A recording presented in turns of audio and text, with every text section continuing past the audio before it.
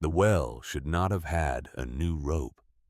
That was the first wrong thing Maren Hess noticed, and she had trained herself over 19 years of noticing things that did not add up to pay attention to the first wrong thing.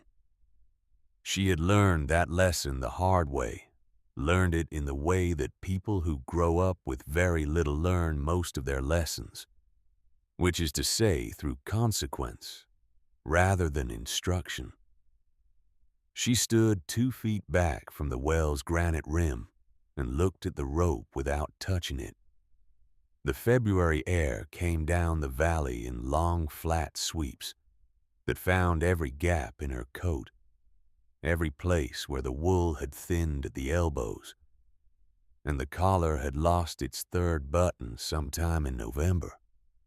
The cold was the particular cold of a Montana mountain valley in winter, which is not merely the absence of warmth, but the presence of something that has intentions toward you.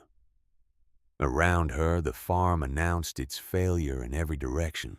The outbuilding to the west had given up sometime in the last decade and folded in on itself, one wall caved fully inward, the roof laid over the wreckage like a tired elbow.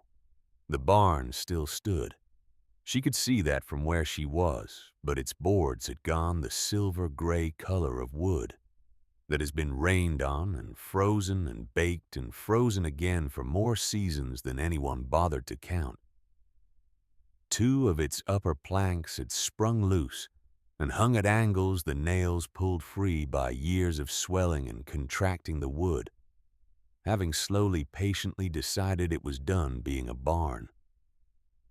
The yard between the structures was frost-hardened mud and sparse dead grass, with the occasional dark shape of a buried stone pushing through the surface where the ground had heaved and settled over the years.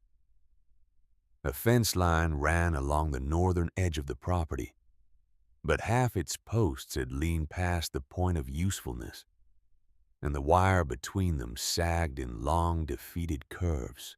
This was what 40 acres in Stone Creek Valley looked like in February of 1883. This was what she had inherited. And yet, the rope was new. Not merely newer than everything else, though it was that too. Everything else on this farm was old or rotting or both. The rope was new in the way that things are new when they have not yet been weathered, when the fibers still hold their pale color, still show the tight-laid twist of the spinner's wheel, still carry that faint smell of clean hemp that disappears after a season of sun and rain. Someone had replaced this rope within the last year. Someone had come to this dead farm, on this dismissed land, in this forgotten valley, and had replaced the well rope because they intended the well to be used. Maren Hess crouched in the frost and touched the rope with 2 fingers. Somewhere far below her, she heard water move. She had not expected to be standing here. That requires some explaining because standing somewhere unexpected had been the essential condition of Maren's life for as long as she could remember, and she had grown accustomed to it in the grim, practical way that a person grows accustomed to a shoe that does not quite fit. Not happily, but thoroughly. She had grown accustomed to the cold room above Mrs. Hatch's laundry on the east side of Millhaven, where the wind came through the window frame every night from October to April, and she had stuffed the gap with a strip of old petticoat that helped somewhat, but not enough. She had grown accustomed to waking before 5 in the morning to the particular arithmetic of her situation, which never quite balanced no matter how many times she ran it. Work more, earn less, disappear quietly. That was the arithmetic. It had been the arithmetic since she was 11 years old, and her mother had died of a fever that started in the 3rd week of March, and was finished with her by the first week of April. And the arithmetic had gotten worse when her father died 2 years before that, in a sawmill accident on the Clearing River. The kind of accident that happens when a company has decided that caution costs more than the men it protects. The company had paid $3 to settle the matter and had considered it closed. Maren had been 9 years old. She had not considered it closed exactly, but she had understood even then that her opinion on the matter was not the kind that got recorded anywhere. Millhaven, Montana in February was the color of old pewter and the temperature of old stone. The mountains held their snow with the self-possession of things that have never doubted their own permanence, and the town held its own particular cold, which was not meteorological but social. The specific chill of a place that has sorted its people into those who matter and those who do not, and has long since stopped examining the sorting. Maren moved through Millhaven with the practiced invisibility of someone who understood which category she occupied, and had decided that invisibility, while not desirable, was at least safer than the alternative. Her place, as anyone in town could have told you, was at the laundry. Mrs. Hatch ran the laundry on Grange Street with the efficiency of a woman who had decided that warmth of any variety was an inefficiency she could not afford. The work was physical in the way that work becomes physical, when it is the same motion repeated several hundred times a day. Feed the sheet. Turn the crank, pull the sheet, fold. The sheet start again. Maren's shoulders had developed a permanent ache somewhere in the region of the third vertebra that she had stopped noticing sometime around her 17th birthday. The way you stop noticing a sound when it has been continuous long enough. She worked 6 days a week. She ate what was cheap. She slept when she could.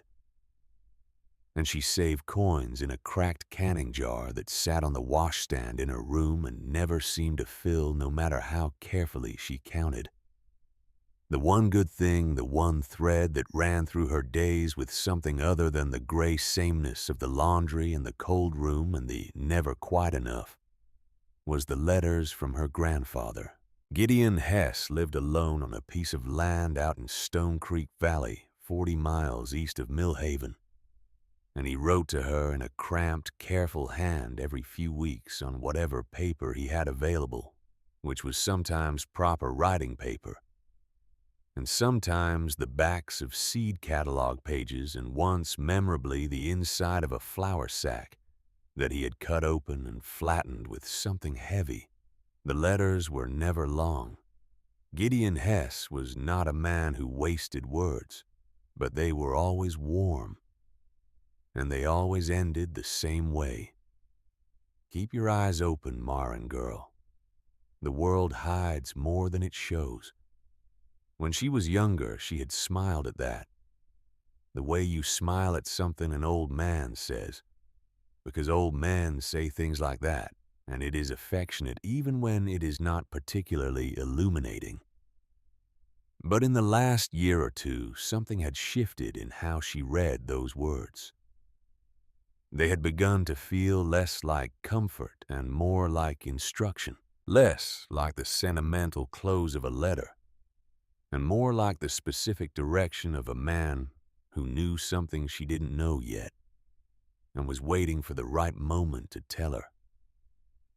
She would not find out what he meant until after he was gone.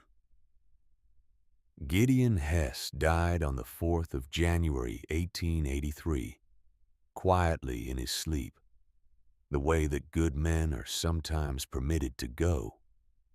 A neighbor found him and sent word to Millhaven.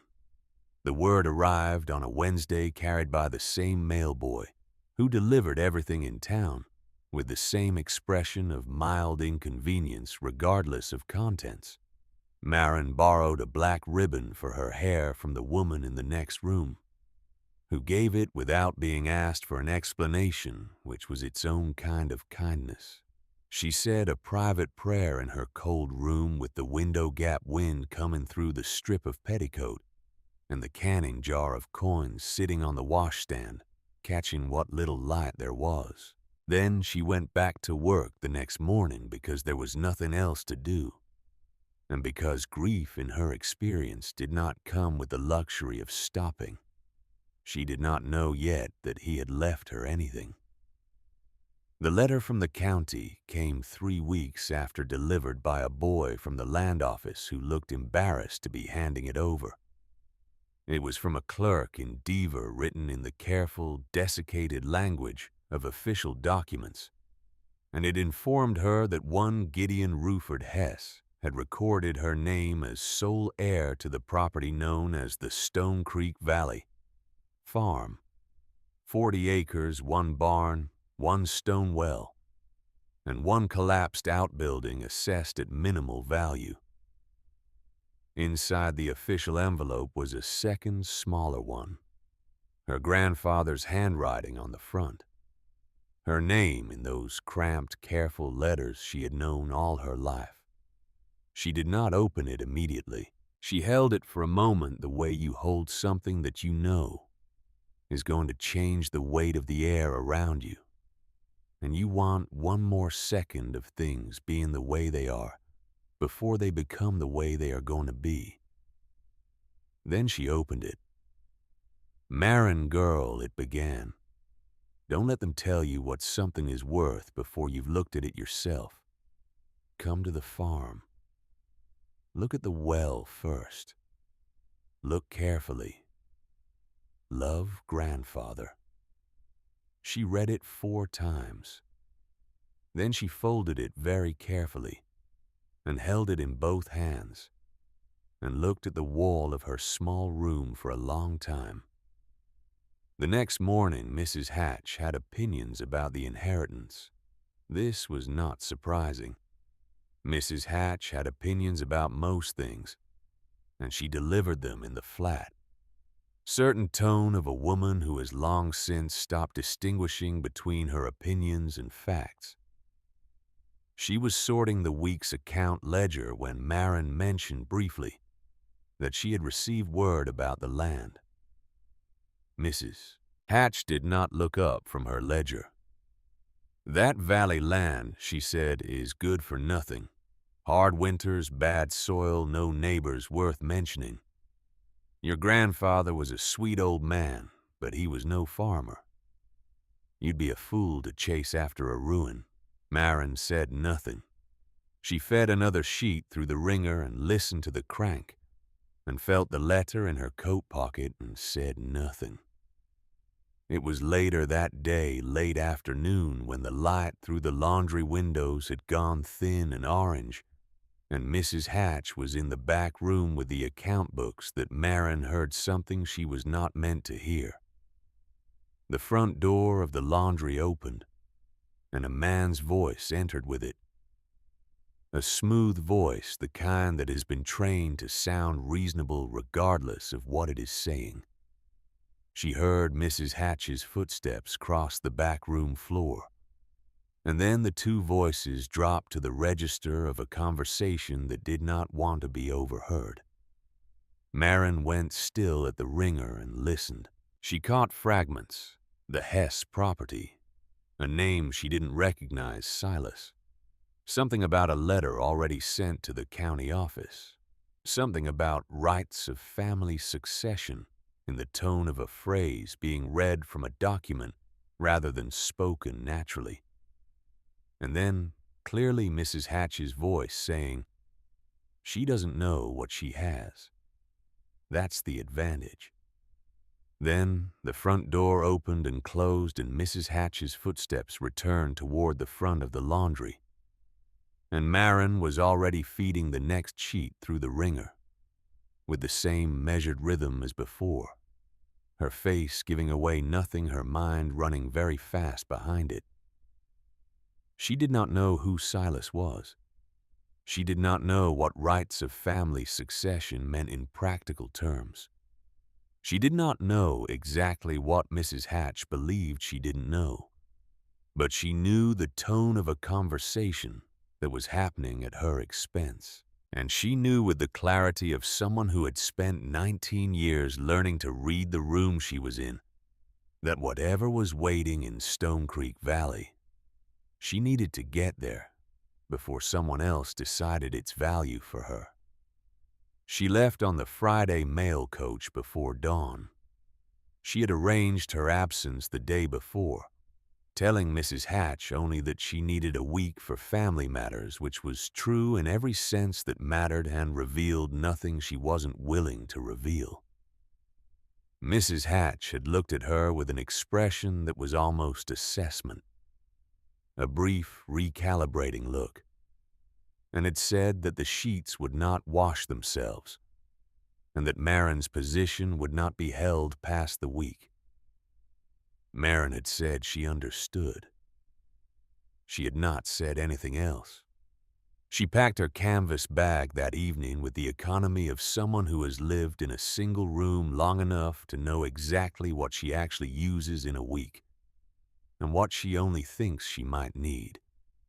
A change of clothes, her soap, the almanac she kept for no particular reason being a habit left over from her father, a box of friction matches, her grandfather's letter transferred from her coat pocket to her breast pocket closer to her chest, the canning jar of coins she counted one final time on the washstand. It was not enough for what she was doing. It might be exactly enough. The distinction between those two things had always been where she lived. The coach was cold and dark at that hour. The other passengers a cattle broker who fell asleep before they cleared the edge of town, and a woman wrapped so thoroughly in a wool blanket that she was more blanket than woman. The shapes of pines moved past the window in the dark, the mountains above them invisible but present the way that very large things are present, even when you cannot see them. Marin watched the dark and felt for the first time in longer than she could name something other than the gray sameness of the arithmetic. She felt pointed, aimed. Whatever waited in Stone Creek Valley, she was going toward it with both eyes open the way her grandfather had taught her, though she had not known until recently that he had been teaching her anything at all. Calhoun Briggs was waiting at the edge of the property when she arrived. He was a man of 60 or thereabouts, weathered in the way of men who have spent most of their lives outdoors in a climate that takes weather seriously. Skin creased by decades of sun and wind hands that looked like they had been made for a larger man and had simply stayed that way. He held his hat in both hands in front of him, which was the gesture of a man who has come to say something difficult and is trying to approach it correctly. He introduced himself as the neighbor Gideon had mentioned. 2 miles east, he said. He ran a feed and supply operation, nothing large enough to keep him occupied. He had found Gideon in January and had sent the word to Millhaven. He had looked after the property since then as best he could, which had mainly meant checking that no one disturbed it. He was a private man, Briggs said after they had stood for a moment in the cold, with the farm spread out before them in its state of ruin, but deliberate. Everything Gideon did, he did on purpose. I was his neighbor for going on 23 years, and I never understood half of what he was building out here. He looked toward the barn, then back at Marin. I always figured someday someone would. He did not offer further explanation. He put his hat back on, said that he was available if she needed anything, and gave her the direction of his place. Then he walked back up the road with the unhurried pace of a man who has said what he came to say and is comfortable leaving the rest to develop in its own time. Marin turned and faced the farm. She let herself look at it without flinching, which she had found to be the most efficient way to handle disappointment. Take it in, fully feel it completely, and then move. Swallow disappointment came back up later harder, and usually at a moment when you could least afford it. The collapsed outbuilding was worse than the letter from the county had made it sound. The barn was better than it looked from a distance, or at least more structurally present she could see from where she stood. That the bones of it were still sound, that it was the skin that had failed the boards rather than the frame. The yard was what it was. The land itself beneath the frost had a quality she couldn't quite name yet. A darkness of soil, where it showed through that suggested depth and mineral content, the color of earth that has been holding water for a long time and knows how to keep it. She did what she always did when she arrived somewhere new. She started at the perimeter and worked inward.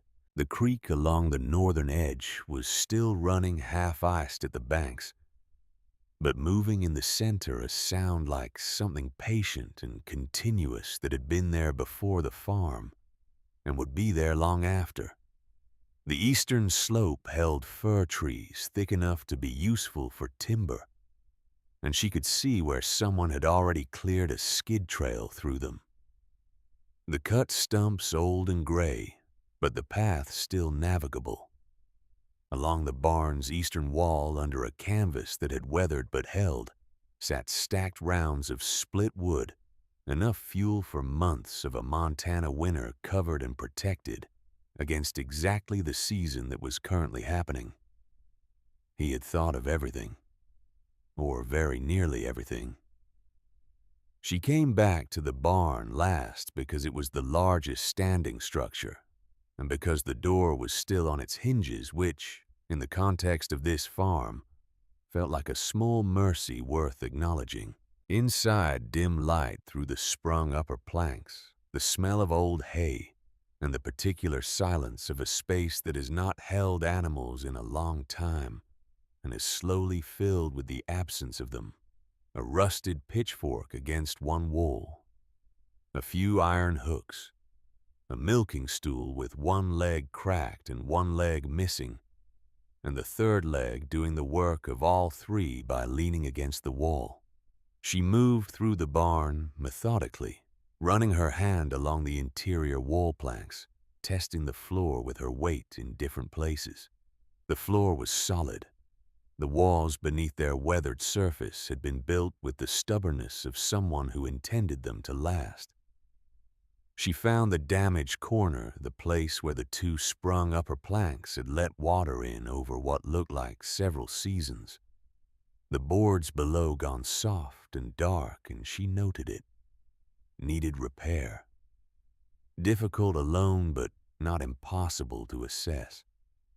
She came back out into the cold.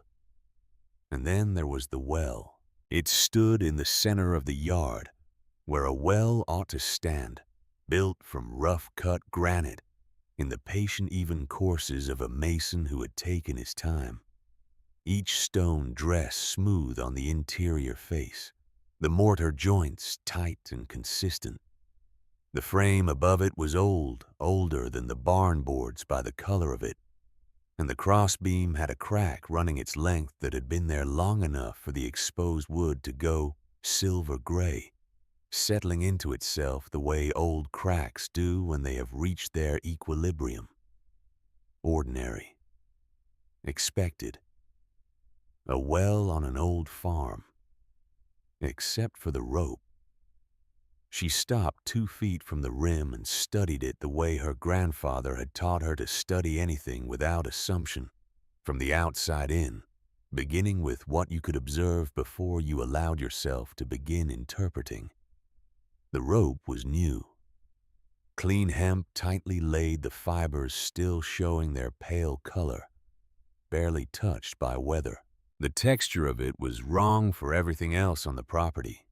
It was the texture of something that had been installed with a purpose in mind and had not yet had time to forget that purpose. Someone had replaced this rope within the last year. Gideon had replaced this rope within the last year, which meant he had used this well within the last year, which meant there was water here on a farm that everyone in Millhaven had dismissed as dry and dead and worthless. She leaned over the rim and looked down. The shaft was dry granite for the first 4 feet clean cut and tight fitted, then dropped into a darkness that her eyes began to adjust to as she stayed with it. The smell that came up from below was not the flat mineral smell of a dry shaft. The smell of still air and dust that has been undisturbed so long it has almost stopped being air. It was something else, cool and moving with a quality to it that suggested living things. Damp rock, something green and underground and continuous. She straightened and looked at the stonework again. This time not at the rope, but at the stones themselves. They were well fitted and tightly mortared throughout except for one course at approximately knee height on the eastern side of the shaft, where the mortar was noticeably different. Lighter in color. Newer. Not by a little, but by years, perhaps 5, perhaps fewer. Someone had repointed that course deliberately carefully, recently enough that the color difference had not yet been erased by weather and time. She crouched and ran her finger along the joint. Fresh work. Recent work. And there on the capstone of that course small cut, with something sharp and precise into the stone surface, worn enough to feel like part of the rock, but still legible if you were looking for it. A mark. 2 circles joined, like a figure 8 laid on its side, like 2 rings overlapping at their edges. She had seen that mark before, on every letter Gideon had ever sent her, pressed into the wax seal he used to close the envelope. His mark. His signature in a form that required no words. Maren sat back on her heels in the frozen mud of the yard and looked at the mark for a long time. She felt something move through her that was not quite any emotion. She had a name for it. Not excitement, not grief, not the cautious hope she usually kept. Tamped well down to avoid the specific pain of its disappointment. Something older and quieter than any of those things. The feeling of standing at the edge of understanding something that has been true for a long time. Then she reached out and took hold of the rope. She pulled it slowly, hand over hand, the way you pull something when you don't yet know what it is. The rope did not draw water. It ran down past the first darkness of the shaft, and as her eyes adjusted fully, she could see that it did not drop straight down to a water table the way a well rope should. It ran at an angle, a gentle diagonal along the interior of the eastern wall of the shaft, disappearing into the shadow below, rather than into open air. She pulled and felt the weight at the other end shift and move with a deliberateness that was mechanical, rather than fluid. Not a bucket filling with water. Not a rope swinging loose in an open shaft. Something attached. Something designed. She heard wood sliding against stone. She let the rope back down and leaned further over the rim, letting her eyes find the shapes in the dim light below. On the eastern side of the shaft, the side with the newer mortar, the side with Gideon's mark, the wall was not entirely a wall. At the base of the newer course, set flush with the surrounding stone, were 2 iron hinges. Small, fitted with precision into the stone face so that they sat level with the surface. And at the center of what she now understood was a door. A door built into the shaft wall, low and narrow, fitted to the interior curve of the well, was a hole through which the rope passed, attached on the far side to something she could not see. A counterweighted lift. A shelf or platform designed to descend when the rope was lowered and rise when it was drawn up. Built right into the wall of the shaft, invisible from above, unless you were looking for the mortar difference in the mark, and you had been taught your whole life to look carefully at the first wrong thing. He had not been hiding valuables. He had been hiding a way in. She found the access point in another 15 minutes of deliberate searching. On the eastern side of the well frame, just inside a low ring of granite she had initially taken for a drainage lip meant to direct runoff away from the shaft, was a stone slab. Flush with the surrounding surface, fitted tight, no mortar. When she worked her fingers under its eastern edge, the edge away from the well, the one with a slight gap she would not have noticed if she had not been looking for exactly this kind of thing, and lifted it, rose smoothly, counterweighted, like the shelf inside the shaft. The weight built into the underside of the slab itself, balanced precisely so that a single person could raise it with one hand.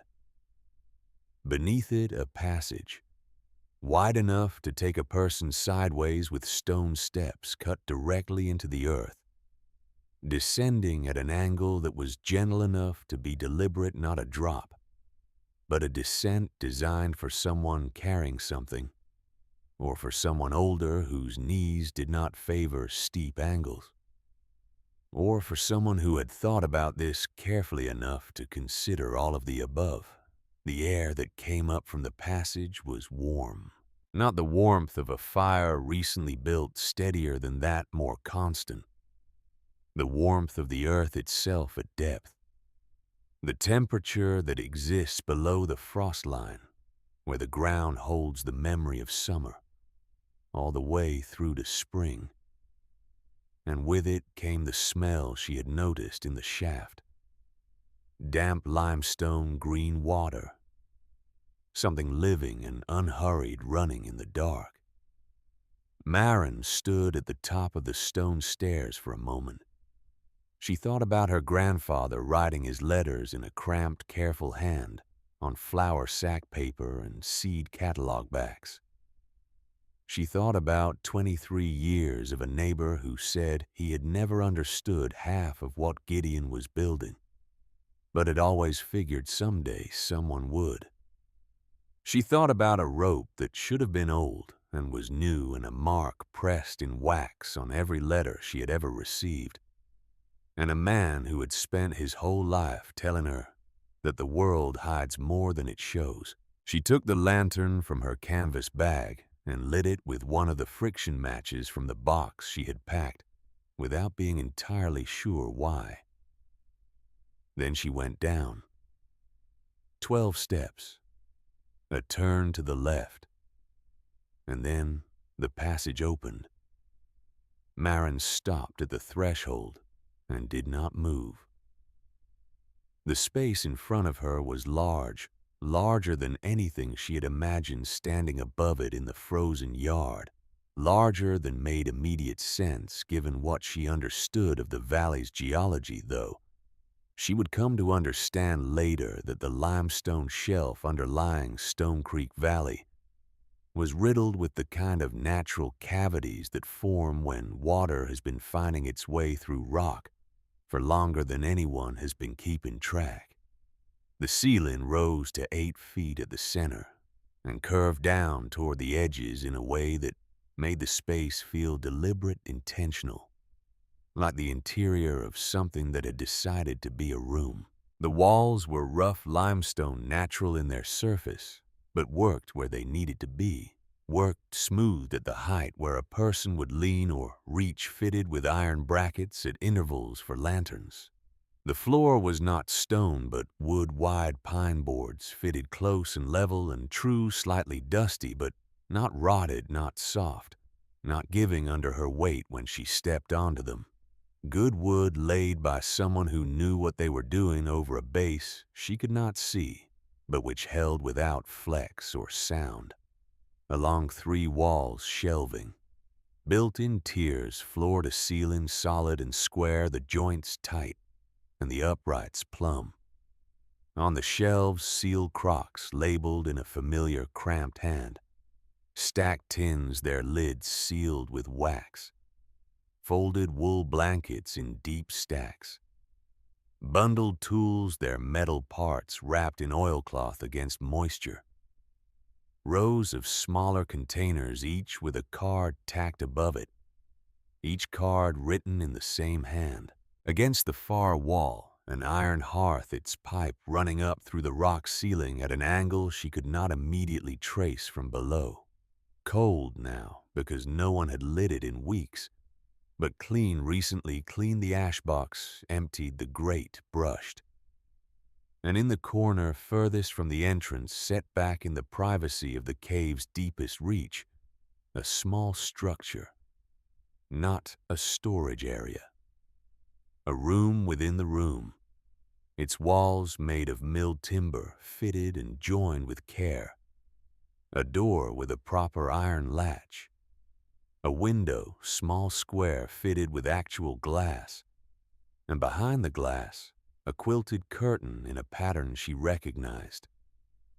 Her grandmother's pattern. The double ring quilt her grandmother had made in the first years of the marriage, and which she had seen once in a photograph Gideon kept. Maren had not moved from the threshold. She could hear water, now had been hearing it, she realized, since she came down the stairs, but had been too occupied with seeing to process the sound. Behind the small cabin running along the back wall of the cave in a narrow channel, cut into the limestone floor, clear water moved. A spring. It entered through a crack in the wall at one end and exited through a drainage cut in the boards at the other, natural, continuous, cold and clean, and absolutely reliable, because the geology that produced it had been producing it since long before anyone arrived to need it.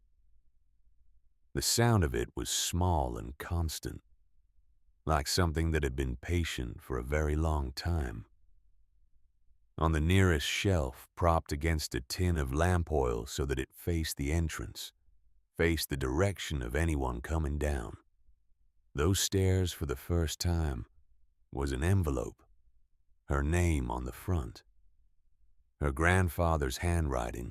She crossed the room in 3 steps and picked it up and pressed it once against her chest before she opened it. Her hands were not entirely steady. She had thought she was past the worst of the grief, thought she had swallowed it cleanly in the 3 weeks since she had borrowed the black ribbon and gone back to work the next morning. She had been wrong about that, which was a thing she allowed herself to know fully for the first time, standing in this warm room under the frozen ground of a farm. Everyone had told her was worthless, with the spring running its patient sound against the limestone and the lantern light pooling on the pine floor. She opened the envelope. "Welcome home, Maren girl," it began. She read the letter standing up because she forgot to sit down. It was 2 pages written small in the careful, cramped hand she had known all her life. He explained everything, the years of work, the reason for the secrecy, the spring that had shown itself to him in the winter of 1843 when he was digging a root cellar that went deeper than planned and broke through into the limestone shelf below and found water moving where he had not expected to find anything but rock. He had told no one. He had gone back the next winter and the winter after that, and he had built slowly the floor first, Then the shelving, then the hearth with its angled pipe hidden in the natural face of the valley wall outside, with a flat stone cap fitted over it that she would never have found without being told where to look. He had built it over 40 winters. He had built it for her. Not in an abstract, eventual sense, not the way people say they are building something for the next generation, while meaning the idea of the next generation, rather than any specific person in it. He had built it for her. Maren Hess specifically, in the knowledge of who she was and what her life contained, and what she was going to need that the world was unlikely to provide through conventional means. I could not give you a start in the world. The easy way the letter said near the bottom of the first page. So I built you one underground and hoped you'd be brave enough to find it. She folded the letter when she reached the end of the second page and held it in both hands and stood in the warm underground room while the spring ran its commentary and the lantern light moved slightly in the air that came down the passage from above. The well should not have had a new rope. That was the first wrong thing she had noticed, and she had been taught her whole life to pay attention to the first wrong thing. Now she understood why. She slept underground that first night. Not because she had planned to. She had told herself coming down the valley road on the mail coach that she would assess the property and return to Millhaven within the week, that she would make a sensible decision based on what she found, that she would not let hope outrun the evidence. She had told herself these things with the conviction of someone who has learned that hope is expensive, and she could not afford its overruns. But the room was warm. That was the thing she had not calculated for, and it undid her careful plans with a thoroughness that surprised her, even as it was happening. After 19 years of cold rooms, cold mornings, cold water, and a shared washstand, the specific cold of a Montana winter coming through a window gap stuffed with old petticoat, the warmth of the underground room was not merely comfortable. It was something she had no adequate word for. It was the warmth of the earth at depth, steady and encompassing, sourced from the limestone itself, rather than from any fire she had to feed and tend and worry about running out. It asked nothing of her. It was simply there the way the spring was simply there. The way the shelves were simply there. The way everything Gideon had built in this place was simply there. Patient and waiting and entirely without demand. She lit the hearth that evening more out of curiosity than necessity, feeding it with wood from the small stack beside it. Dry and well split, the kind of wood that catches easily, and traced the pipe with her eyes as it rose through the rock ceiling at its shallow angle. She did not find the exterior exit that night. She would find it later on the third day when she happened to look at the valley wall from the right angle in the right light and noticed a flat stone set into the natural face of the rock in a way that was almost but not quite natural, with a gap around its edge that released the faintest thread of smoke when the hearth below was going. Gideon had thought of everything. She ate a supper of dried apple and oat porridge made with spring water in a cast iron pot she found on the lower shelf, nested with 2 others in a cloth-wrapped stack. She ate it sitting on the edge of the cabin's narrow bed. The mattress was straw reasonable condition, covered by a quilt that smelled of cedar and dry lavender, and she read the letter again by lantern light. All of it slowly this time, without the trembling hands and the forgotten breath of the first reading. She read it the way you read something the second time, which is differently from the first, because the first time you are receiving it, and the second time you are beginning to understand it. The second reading gave her more than the first. Near the bottom of the second page in a paragraph she had moved through quickly. In the initial shock of the first reading, Gideon had written about Calhoun Briggs. Not much, 3 sentences, the economy of a man who did not waste words even in his final letter to the only family he had left. Calhoun Briggs is a decent man, and he knows the passage exists, only that it exists, not the details. I asked him to look after the property after I was gone and to help whoever came to claim it. He has agreed. You may trust him with practical matters. Don't be too proud to ask. Marin folded the letter on that sentence. Don't be too proud to ask. She had been too proud to ask since she was 11 years old. It was not arrogance, she understood. The difference, had thought about it enough to be sure. It was the particular pride of someone who has learned that asking creates an obligation. And that obligation in the hands of the wrong people becomes leverage. And that leverage, in her experience, had always been applied downward. She had built her self-sufficiency the way Gideon had built this room slowly over years in the absence of alternatives.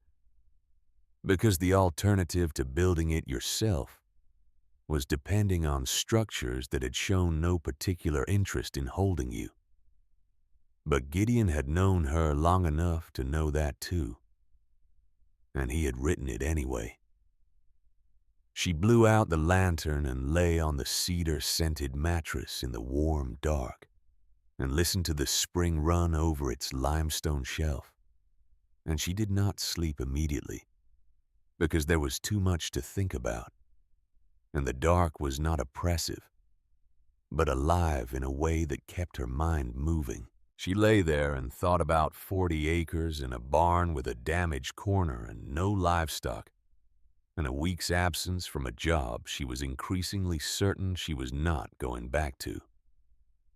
The arithmetic had changed entirely. She just had to figure out what the new arithmetic was. The first full day underground rewrote everything she thought she knew about what she had been given. She started with the shelves because she was the daughter of a man who had taught her that you begin any new situation by understanding what you actually have, rather than what you think you have, which are rarely the same thing. She moved through each section methodically, reading the cards Gideon had tacked above each grouping, taking a mental inventory with a focus that surprised her.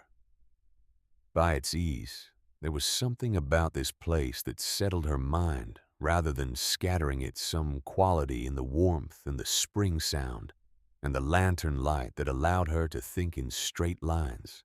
The food stores were extraordinary. Sealed crocks of dried beans, lentils, oats, cornmeal, each marked in Gideon's hand with the year of packing, the oldest from 1871, the newest from 1882. He had rotated the stock she could see from the organization, oldest to the front, newest behind, exactly as the card above the section instructed. Grain and pulse rotate oldest first. Do not open crocks in damp conditions. She counted 12 crocks of oats alone. There were tins of lamp oil stacked 4 deep on the 3rd shelf. Boxes of friction matches wrapped in oilcloth. 3 full bolts of heavy wool flannel folded and wrapped still soft when she pressed her hand against them. The tools were on the northern wall, each one wrapped individually in oilcloth against moisture, each one with a card of its own. A hand-plane good steel, she could tell by the weight when she lifted it. 2 chisels of different widths, a wooden mallet, a small awl, a folding rule of brass-fitted wood, a coil of fine wire on a wooden spool, a larger coil of heavier rope, not the kind for a well, but the working kind for hauling and lashing and the 100 uses that working rope gets put to on a piece of land. The card above the tools read, "Oiled last September. Oil again at first use." She found the oil in a small tin beside the rope, exactly where it needed to be. In the corner of the bottom shelf, she found a leather satchel. She opened it on the cabin table, a small table she had discovered behind the cabin door, folded flat against the wall with 2 chairs hung beside it. And inside were paper-wrapped packets, each one labeled in Gideon's careful hand. Seeds, onion, turnip, squash, lettuce, hardy rye. A smaller packet labeled simply apple with a note she did not fully understand yet from the eastern tree. True seed plant with patience. The card above the seed section read, "Viable 3 years. Plant rye first, others after last frost. This valley runs 2 weeks later than the almanac advises. Don't be impatient." She picked up the almanac from the shelf above the cabin bed, a worn copy from 1879. Certain pages marked with strips of folded paper, and found the margin notes. They were everywhere. Gideon had annotated nearly every page that touched on planting schedules, soil preparation, water management, the management of a working property through a Montana winter. The notes were not general. They were specific to this valley, this soil, this microclimate, written in the voice of a man who had spent decades paying close attention to one particular piece of ground. And they were addressed to her. Not all of them. Some were simply observations, the kind of notes a man makes for himself over years of careful watching. But many of them began with her name or with the second person that stood in for her name in a way she recognized immediately. Marin's spring planting in this valley runs 2 weeks later than the almanac advises. Don't be impatient. The creek floods its north bank in a wet April plant. Nothing within 10 feet of it until May. The eastern slope holds cold longer than you'd expect. Morning frost there when the valley floor is clear. He had been writing to her for years before he wrote the letter. She sat on the edge of the cabin bed, with the almanac open on her knee, and read the margin notes for a long time. The spring ran. The hearth ticked. Somewhere above her, through 40 feet of limestone and frozen earth, the February wind moved across the yard where the well stood with its new rope. She laughed once alone in the underground room at a margin note that said, "Patience is not the same as waiting. Waiting is what you do when you have no plan. Patience is what you do when you do." Then she closed the almanac and held it on her knee and looked at the curved limestone wall and thought very carefully about what came next. What came next was not simple. The room had given her clarity, but clarity is not the same as ease. She had shelter, extraordinary, warm, dry shelter, the kind of shelter that a Montana winter could not touch. She had food for months. She had water from the spring tool seeds, lamp oil, wool blankets, a hearth that drew cleanly, and a floor that did not give. She had a grandfather's 40 years of careful knowledge, written in the margins of a farming almanac and on small cards tacked above wooden shelves. What she did not have was a working farm above ground. The barn needed repair before she could use it as a proper work structure. The damaged corner would worsen through the rest of the winter if left unattended, and one bad storm could compromise the full wall. and losing the wall would eventually compromise the roof. And losing the roof would mean losing the barn, which was the only above-ground structure still standing on the property, and which was therefore not replaceable. The yard needed to be broken up and turned before the seed packets were any use. She had no livestock, no horse, no cow, no chickens, which meant she had no draft power, no dairy, no eggs, and no capacity to build toward any of those things, without a starting point she did not currently possess. And there was the matter of Silas Hess. She had been turning the name over since she had overheard it in the laundry, fitting it against what she knew, and finding that it fit poorly, the way a stone fits poorly in a wall, when it has the wrong shape present but unstable, liable to work itself loose. She knew almost nothing about Silas Hess, beyond the name, the phrase rights of family succession, delivered in a document reading tone, and the particular edge in Mrs. Hatch's voice when she said she doesn't know what she has. The second letter arrived on the third day. She found it when she went up the stone stairs into the above-ground cold for her morning assessment of the property, a habit she had developed quickly. Climbing out before full light to walk the perimeter and check the barn and note the weather, and simply stand on the surface of the land she was supposed to own. It was tucked under a stone at the well rim, which meant someone had been on the property, which meant someone knew she was here, which was a thing she filed away with the careful attention she gave to all information that might become relevant. The letter was addressed in an unfamiliar hand to Miss M. Hess, Stone Creek Valley, Property, Montana. Inside 2 paragraphs. The first introduced the writer as Silas Hess of Billings, a cousin of Gideon's on the paternal side 3rd remove. The second paragraph informed her in the smooth language of someone accustomed to writing things that sounded reasonable while meaning something else entirely.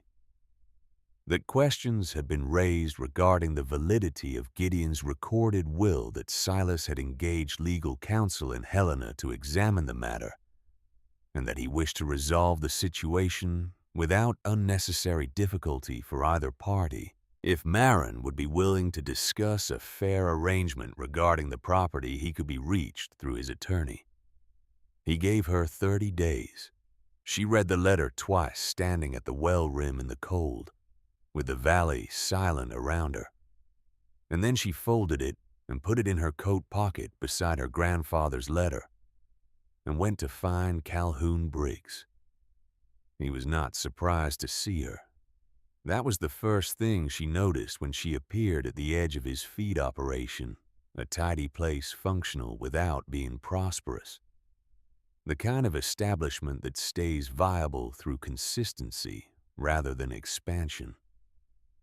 Briggs was stacking grain sacks in the loading dock when she came up the road, and he looked up and set down the sack he was carrying with the unhurried manner of a man who had been expecting this visit.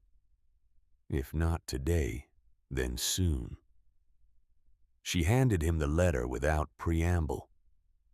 He read it without comment. His face did not change while he read it, which told her that the general shape of the contents was not entirely new to him, even if the specific details were. He handed it back. Silas Hess, he said. He said the name the way you say the name of something you have a long opinion of, and are choosing to summarize rather than elaborate. Gideon mentioned him once years back. Said he'd made inquiries about the property when Gideon's wife passed. Gideon wrote back and closed the matter. Did he say how he closed it? He did not. Briggs looked toward the valley where the Stone Creek property was not visible but was implied in the direction. Gideon didn't explain himself much. He acted, and then the action stood. There was a silence. The wind moved between them with a cargo of cold. "There's something else," Briggs said. He said it with the tone of a man who has been carrying something for a while and has decided the time for carrying it is done. "When Gideon asked me to witness the will, this was the spring of 1882. So not even a year ago, he said something to me after we'd signed. Said, 'If anyone comes to take this from Marin, you'll know what to do.'" Briggs paused. "I didn't know what to do. Not then. I still don't know entirely. But I know I'm not standing aside while some Billings cousin with a lawyer tries to paper his way onto your grandfather's land." Marin looked at him. She had been very careful her whole life about who she allowed herself to rely on. The category had been small by necessity. People who are unreliable have a way of communicating that unreliability early, if you are paying attention. And she had always been paying attention. Calhoun Briggs communicated something different, something in the quality of his stillness, in the way he had waited for her to come to him, rather than inserting himself in the way he had said your grandfather's land, rather than that property or the valley place. He was a man who understood that words are not incidental. "I need help with the barn," she said. "The damaged corner won't hold through another winter without repair. I can't safely do the roof work alone." Briggs nodded once. "I can't pay you," she said. "Not yet. But I can work. If you have anything that needs doing here, I can give you mornings. Afternoons, I need to be at the farm." He was quiet for a moment. "I have grain sacks to stack and inventory to run, and a loading dock that needs sweeping about 3 times more often than it gets it." He looked at her with the assessment of a man who can estimate the physical capacity of a person from their hands and their posture and the way they stood in cold weather.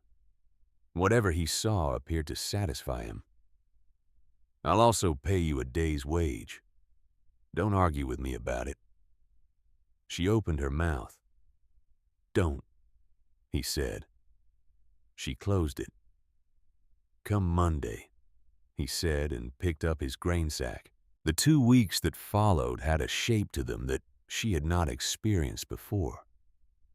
A shape that came from division, rather than from the gray sameness of one day becoming the next. Mornings at Briggs's feed operation, stacking, counting, loading, sweeping, the physical work that she was built for, and that kept the small wage coming that she needed to stay here past the week she had told Mrs. Hatch she was taking. Afternoons at the farm, cleaning the hearth, oiling the tools, checking the seed packets, repairing the small things that could be repaired alone. She found the beeswax in the corner of the tool shelf, small cakes of it wrapped in cloth exactly where you would keep it if you oiled your tools regularly and wanted the oil nearby. She worked through the implements one by one the way Gideon's card had instructed, cleaning and oiling each before moving to the next. The hand plane came to life under the treatment, the steel brightening the adjustment mechanism moving freely, once she had cleared the old oil that had thickened in the colder months. She ran it across a scrap of pine from the wood stack and felt the curl of clean wood rise from the blade and thought this was made to work. It wants to work. She had that thought about many things in those 2 weeks. The almanac continued to instruct her through its margins. She spent one full evening working through the pages about soil preparation, reading Gideon's notes in the lantern light, and cross-referencing them against the walk she'd taken over the 40 acres, matching his descriptions to what she had seen with her own eyes. The creek bank for the rye first before anything else as soon as the frost came out of the ground. The south-facing corner of the yard sheltered by the barn wall for the kitchen garden. the eastern acre for longer-term crops once she had the means to break and turn it properly. She was planning a season. This was new. She had never planned a season. She had lived week to week for so long that the concept of a season felt almost theoretical. The way things feel theoretical when you have never had sufficient ground under your feet to stand far enough back and see them clearly. But the room gave her that ground.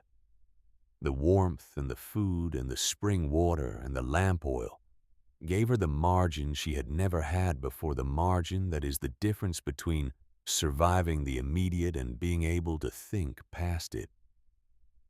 She read the planting sections of the almanac until the candle needed trimming. Then she trimmed it and read a while longer.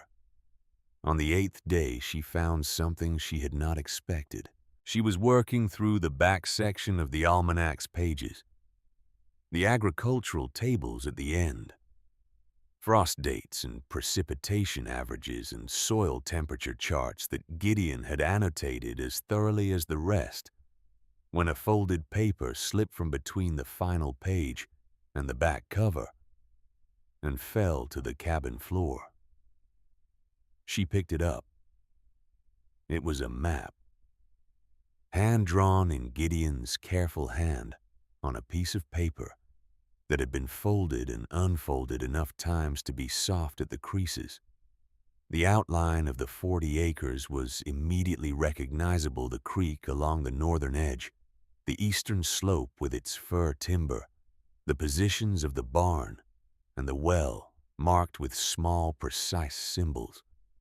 But overlaid on the property outline were 4 additional marks, each one a small circle with a number inside it.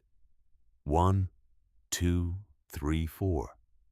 Distributed across the property at points that did not immediately correspond to any feature she could identify from her walks.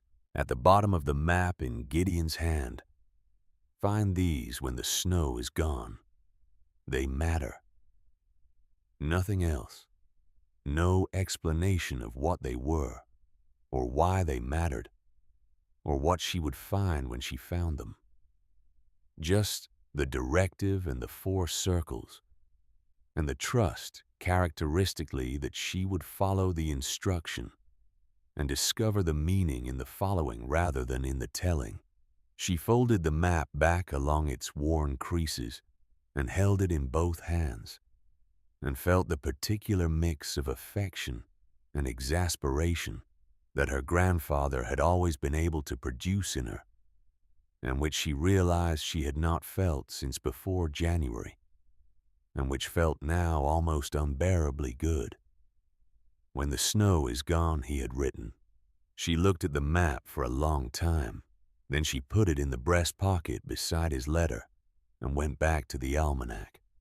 The barn repair came on a cold, bright morning midway through the 2nd week. Briggs arrived early. His youngest daughter ran beside him on the seat of a flat wagon carrying 2 sawhorses and a coil of rope. Wren was 12 years old, with the observational quality of a child who has spent most of her life listening to adults talk and has learned to extract information from what is said between the actual words. She looked at everything as they crossed the property. The barn, the well, the outline of the collapsed outbuilding with a quiet, systematic attention that reminded Maren uncomfortably of herself at that age. They stood together under the damaged corner of the barn for 10 minutes, the 3 of them deciding on the approach without unnecessary conversation. Briggs identified the extent of the water damage with the eye of someone who had repaired enough structures to know where rot stops being cosmetic and starts being structural. Wren suggested without being asked that the angle of the new boards would hold better if they ran horizontal rather than matching the existing vertical planking, and she said it with the matter-of-fact confidence of someone reporting an observation rather than offering an opinion. Briggs looked at his daughter for a moment, "She's right," he said to no one in particular. They worked for 5 hours in the cold that tried hard to discourage them and did not succeed. Maren's hands were useful, she had known they would be. Had counted on it, had not mentioned it to Briggs when she proposed the arrangement because usefulness announces itself better than it is announced. She held boards where they needed holding at the precise angle and height, and for exactly as long as required without being told to maintain position. She cut when she was asked to cut. She did not speak more than necessary, which was not nothing. She called out measurements. Confirmed angles flagged a nail that was splitting the board. It was meant to hold. Wren held the level with the steady hands of a child who has decided that if she is going to be included, she is going to be useful. And the level never wavered from where she set it. By early afternoon, the corner was repaired. The 2 sprung upper planks were re-nailed the soft boards in the floor below, replaced with soundwood from the stack beside the barn wall. The new boards sat clean and tight against the gray of the old ones. The barn felt, if not new, like something that had remembered what it was supposed to be. Maren brought the kettle up from the refuge and made tea on the sawhorses they arranged as a table inside the barn out of the wind. Briggs sat with his hat in his hands and was quiet for a while in the way of a man who is thinking rather than the way of a man who has nothing to say. Wren drank her tea standing up, looking at the barn's interior with the systematic attention she had applied to everything since they arrived. "Gideon built this barn," Briggs said after a while. "Not a question." "He built everything here," Maren said. "I know." He turned his hat in his hands. "I mean, I always knew that. I just didn't—" He stopped. "He was my neighbor for 23 years, and I helped him stack wood twice.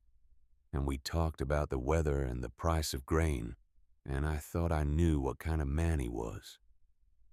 He looked up at the repaired corner where the new boards sat clean against the old gray. "I think I knew less than I thought." "He was building for after," Maren said. Briggs nodded slowly. "He was building for you." Wren turned from her inspection of the barn wall and looked at Maren directly. "There's something under the yard," she said. Not quite a question. The statement of someone who has compiled enough evidence to reach a conclusion and is waiting to see if the conclusion is confirmed. Maren looked at her. The girl held her gaze with the patience of someone who has learned that patience is frequently more effective than pressure. "There is," Maren said. "I'd like to see it." "I know." She glanced at Briggs, who was watching this exchange with an expression that was carefully neutral. "I'll show you sometime if your father allows." Briggs's expression shifted, not quite a smile, but the thing that lives in the vicinity of a smile on the face of a man who doesn't smile often. "She'll ask me every day until you do," he said, "just so you know." After they had gone, Maren stood alone in the barn in the last of the afternoon light and let the quiet settle around her. The new wood smelled of fresh cutting, clean and sharp against the older smell of hay and stone and years. The light came through the remaining gaps in the planking at a low amber slant, the kind that makes working spaces look like something a painter would stop to examine. She had worked alongside people today had needed them, and had asked for that need to be met. And the world had not ended. Gideon had been right about that, as he had been right about most things. She went back underground as the sun dropped behind the valley wall, and the cold came down with the dark. The refuge in the evening had become something she was not sure she had words for. It was not merely shelter. A rented room above a laundry was shelter cold and insufficient and thin-walled, but shelter by the technical definition. This was something else. The lanterns cast their warm circles on the pine floor. The spring ran its quiet line of sound along the limestone channel. The hearth lit against the deepening cold of the night above filled the main room with a heat that was even and radiating in all directions. And nothing she had ever lived in had felt like this, not comfortable exactly though it was, that but held. The way you feel held in a place that was made for you. She made supper oat porridge again with a small measure of dried apple from one of the crocks cooked in the cast iron pot over the hearth. She ate at the small table with the cabin door open so she could watch the firelight move on the cave wall and listen to the spring and think about what she still had to solve. The Silas Hess situation had not resolved itself, which she had not expected it to. A man who retained Helena lawyers did not disappear because he went unanswered for 2 weeks. He was waiting, which meant he was patient, which meant he had confidence in his position, or at least in his ability to erode hers. 30 days had been the time frame he named, which meant she had perhaps 18 days remaining. She did not know exactly what legal mechanism he was using or what a rights of family succession claim actually required to succeed in Montana Territory in 1883. What she knew was that Briggs had signed the will and could testify to Gideon's intention and capacity. What she knew was that Gideon had left her clear instructions of well-organized property and a room full of evidence of a man who had been planning in careful detail for 40 years. A man who planned in careful detail for 40 years was not a man whose mental capacity was easily questioned. She thought about what Briggs had said. If anyone comes to take this from Marin, you'll know what to do. Briggs had been carrying that instruction for a year and had said he still didn't know entirely what it meant. But he had shown up. He had signed the will. He had come to the property on the day she arrived with his hat in his hands, ready to stand on the side of someone he had never met, because Gideon Hess had told him to. That was worth something. That was worth quite a lot. She washed the pot and the cup in the spring channel and set them on the shelf and sat back down at the table with the almanac and her notes and the map with its 4 circles. She was not going to find the marked points until the snow was gone. Gideon had told her so, which meant the snow mattered, which meant what was, there would not be apparent under snow cover. She would find them in spring. She would plant rye first. She would be patient in the Gideon Hess sense, which was not the waiting kind. She wrote 2 letters that evening. The first was to Mrs. Hatch. It was short. It thanked her for the employment of the past several years and informed her that Marin would not be returning to the laundry. It wished her well with the kind of politeness that carries no warmth and requires none a clean, finished, final politeness. She sealed it with wax from the candle stub and felt the specific relief of a door closing on a room she had always been cold in. The second letter was harder to write, not because she did not know what to say, but because saying it required the admission of a need, which remained even now an act of some effort. She asked Calhoun Briggs if he would be willing to speak formally to the county office in Deaver about his role as a witness to Gideon's will, and whether he knew of any other documentation that might speak to Gideon's intention regarding the property. She wrote it plainly, without apology, in the straightforward language of someone who has decided that directness is more respectful than elaborate indirection. She sealed it. She held both letters in her hands for a moment. Then she trimmed the lantern wick and lay back on the cedar-scented mattress and listened to the spring and the faint tick of the cooling hearth, and thought about 40 acres and a new rope on a dead farm's well, and about a man who had spent 40 winters building something in the dark so that a girl he loved would have somewhere to stand.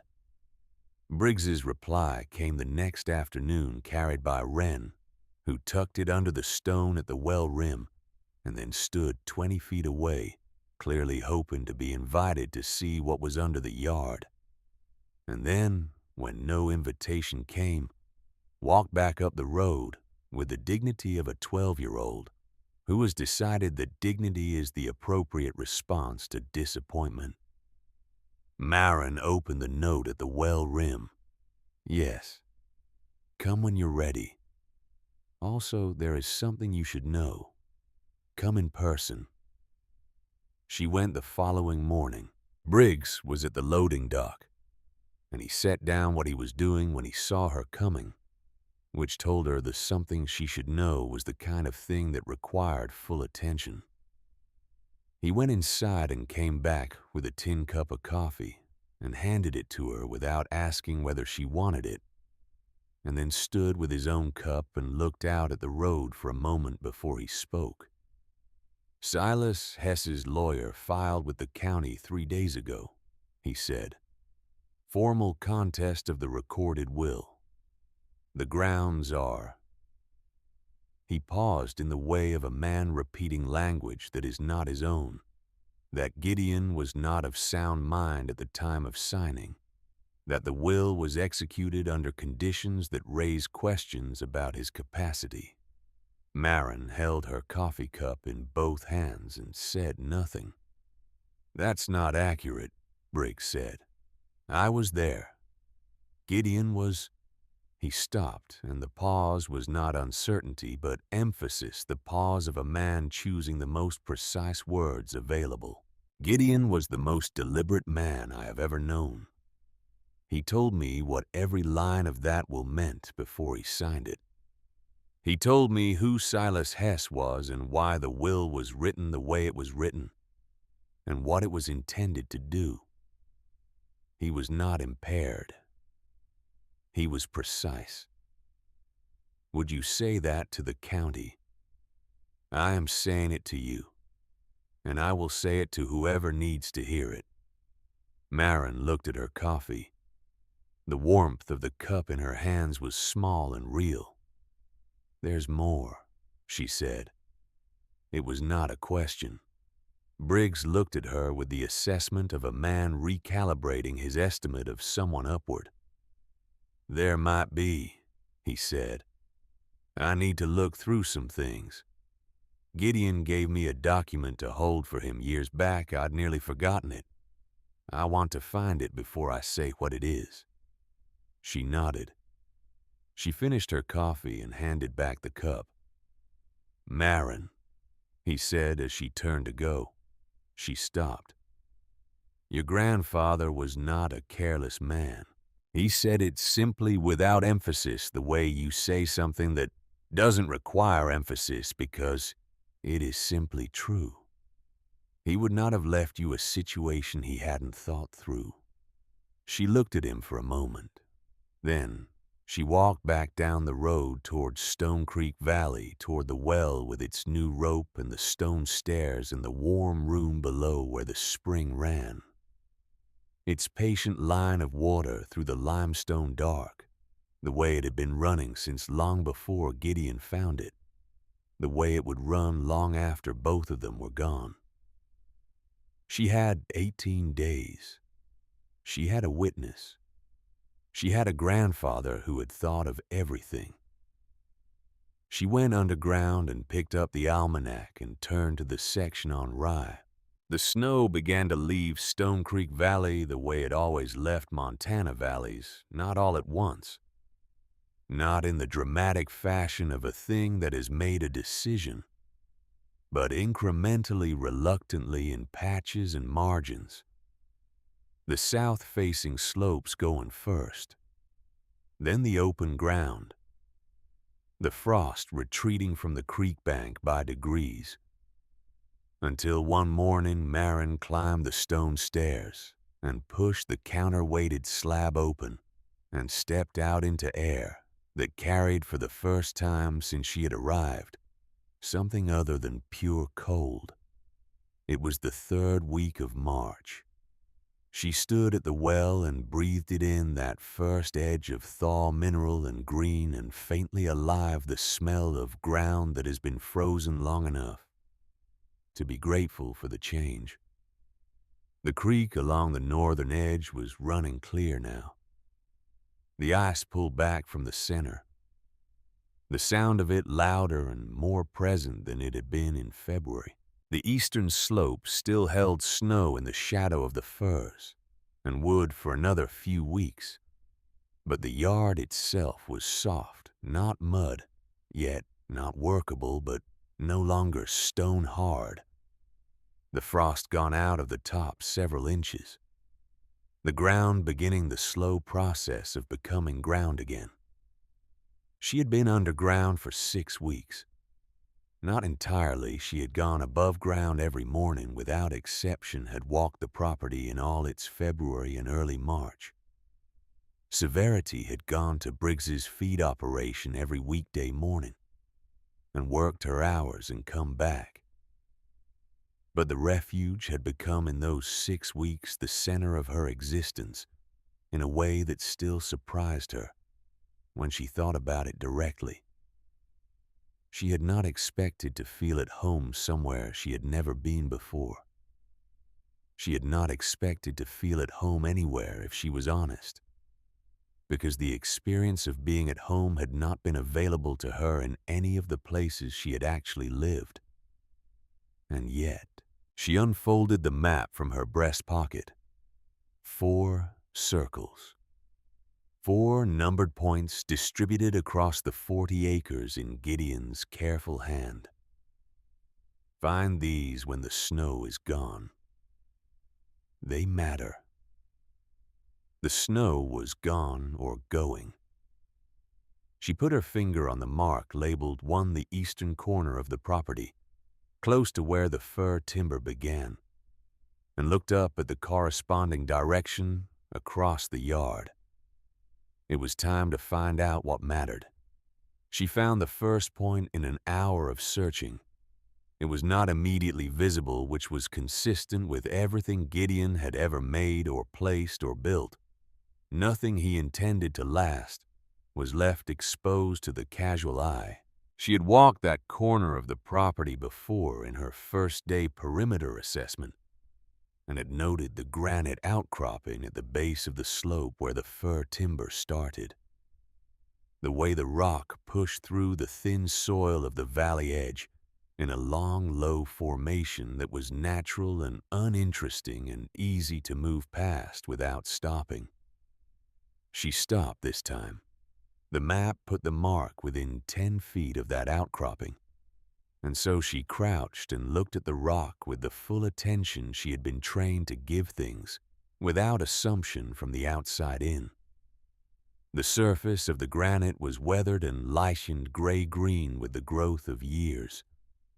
But at one point along the formation's flat upper face, where a section of rock sat slightly proud of the rest, in a way that might have been natural, and was not, the lichen was interrupted. A rectangular section of surface perhaps 8 inches wide and 4 inches tall, where the stone was cleaner, where someone had worked the surface. She leaned close and looked at what was there. Her name, cut into the granite with a tool that knew what it was doing, not carved hastily, but incised cleanly. Each letter formed with deliberate strokes, the lines crisp even after weathering. Marin. And beside it, separated by a small space, a date. 1864. The year she was born. She sat back on her heels in the soft March ground and looked at her name in the stone for a long time. Gideon had come to this corner of his property in 1864, the year she came into the world, and had cut her name into the granite at the base of the eastern slope. He had marked this land as hers before she was old enough to walk on it, before she had ever seen it, before she had any knowledge of its existence or any capacity to want it. He had stood at the edge of his 40 acres with a chisel and a sure hand, and had said in the only language that outlasts a human lifetime, "This belongs to her." The stone did not say it in sentiment. It said it in fact. Her name. A date. The unambiguous declaration of a man who made his intentions permanent, because he understood that intentions expressed only in words depend on the survival of the words, and that words are fragile in ways that granite is not. Maren put her hand flat on the stone over her own name and held it there. She did not cry. She had done her crying in the underground room in the first nights in the privacy of the warm dark. And what she felt now was something past crying, a thing that grief becomes when it has been fully lived through rather than avoided, which is not the absence of grief, but its transformation into something that can be carried differently. She felt the cold of the stone under her palm, and the particular texture of worked granite, and the slight warmth the south-facing rock had already begun to collect from the March sun. And she stayed with it until she was ready to stand up and find the next point. Points 2 and 3 revealed themselves over the following days, with the methodical patience the map seemed to require. The second point was in the northwest corner of the property near where the fence line sagged worst. Beneath a flat stone that had been placed rather than deposited, she could tell by its position too level for a naturally tumbled rock, was a dense deposit of clay, not surface clay which was thin here and mixed with gravel, but pure blue-gray clay at depth. The kind that holds form and fires well, the kind that would make bricks or tiles or a lined hearth without requiring materials to be hauled from elsewhere. Enough of it to build with. Gideon's map had circled it without explanation, but the implication was clear enough. Here is material. Here is what you can make from this ground, if you have the time and the need. The third point was subtler. Along the southern face of the eastern slope, halfway up where a shelf of rock created a natural windbreak, Gideon had marked the place where the slope's drainage created a consistent moisture accumulation. Not boggy, not a seep, but a zone where the ground stayed workable longer than the rest of the valley, and where the windbreak extended the frost-free season by enough to matter. A small thing. The kind of thing you only know after decades of watching the same piece of land in different seasons and different years. He had marked it because it was the right place for a kitchen garden extension, and because she would not have found it herself for several growing seasons, and because he had watched it long enough to know its value, and wanted her to have the knowledge without having to wait for it. She stood on the slope in the wind shadow and felt the difference in temperature immediately. Even in March, even at this elevation, the absence of wind and the angle of the rock face created something 10 degrees warmer than the open yard below. She could grow things here that the almanac would not predict for this altitude. Gideon had grown things here she could see looking closely at the ground. The faint ghost of a turned bed from seasons past the soil, a different texture from what surrounded it. She made notes in the almanac's blank back pages next to Gideon's margin notes in her own hand. 3 points found, 1 remaining. The Silas Hess situation resolved itself 11 days after Briggs had told her about the county filing. And it resolved itself not through any action Marin took, but through an action Gideon had taken, which was consistent with the pattern she was coming to understand as the defining characteristic of her grandfather, the pattern of a man who anticipated the need before the need existed and addressed it quietly and thoroughly, and in a form that would outlast his own presence. Briggs came to the farm on a Tuesday morning.